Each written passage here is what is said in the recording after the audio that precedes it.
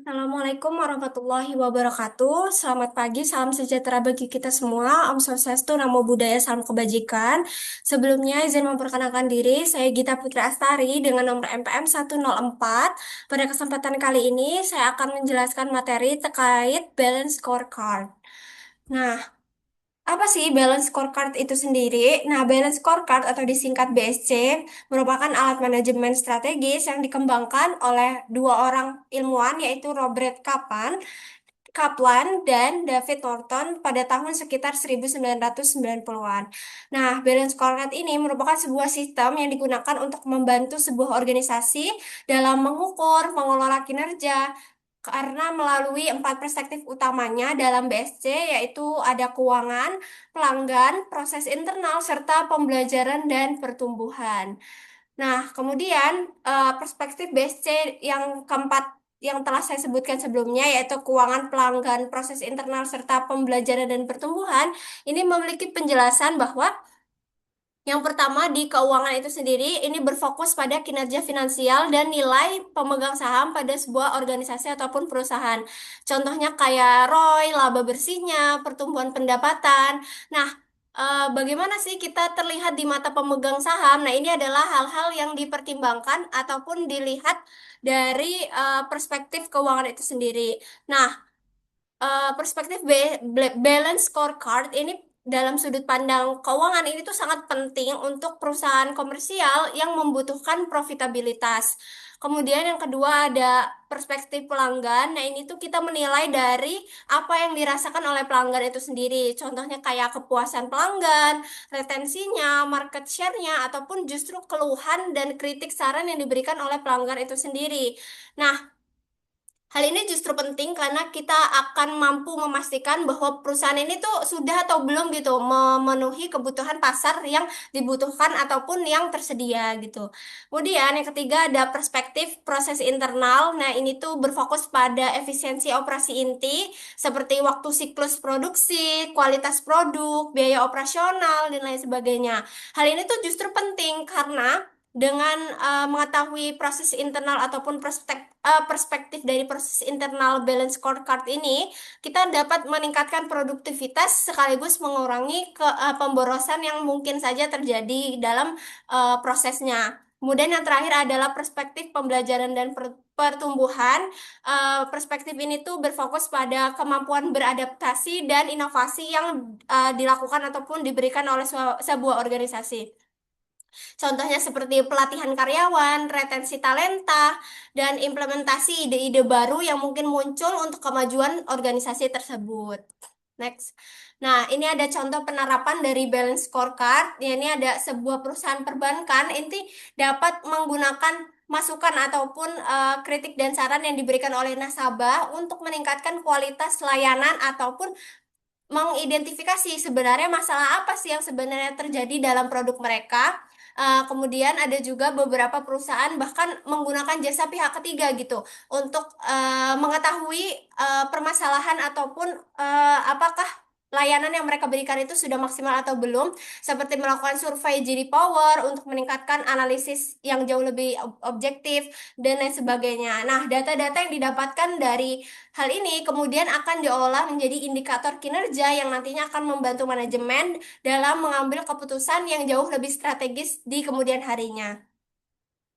Next, nah ini ada kelebihan dan kekurangan dari balance scorecard.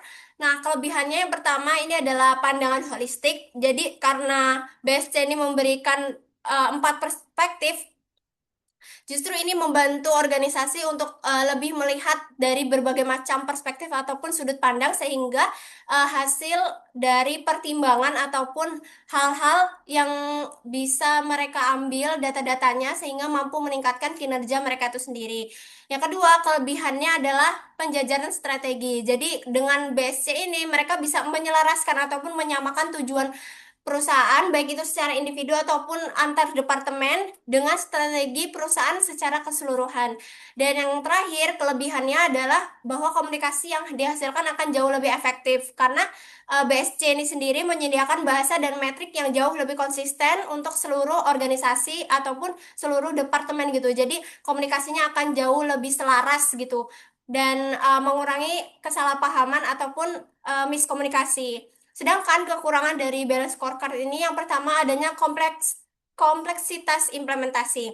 Nah, karena banyaknya perspektif, terus banyaknya orang yang harus dihandle, biasanya BSC ini membutuhkan waktu dan sumber daya yang signifikan gitu untuk setup di awal-awal penggunaan BSC itu sendiri. Jadi tidak bisa hasilnya semerta-merta langsung maksimal di awal, jadi memerlukan waktu dan sumber daya yang tepat gitu. Kemudian yang kedua adanya resistensi organisasi. Nah, biasanya kalau misal adanya perubahan, tentu saja budaya kerja itu akan sering menghadapi yang namanya penolakan gitu. Jadi mungkin akan cukup sulit untuk di beberapa departemen ataupun beberapa orang karena perbedaan budaya dan cara kerjanya itu sendiri.